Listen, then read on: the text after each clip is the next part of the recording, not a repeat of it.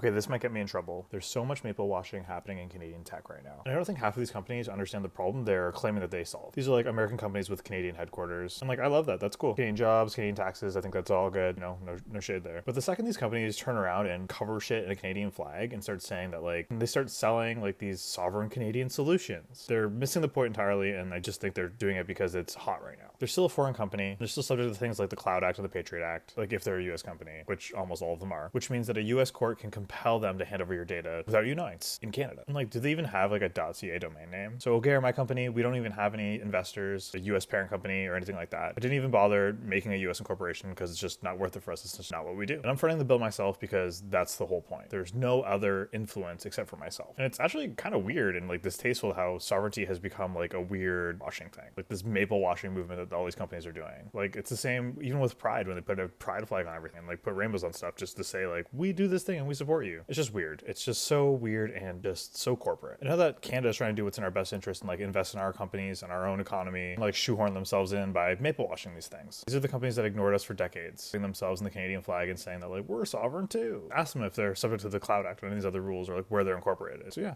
we made a Canadian eye. Please check it out.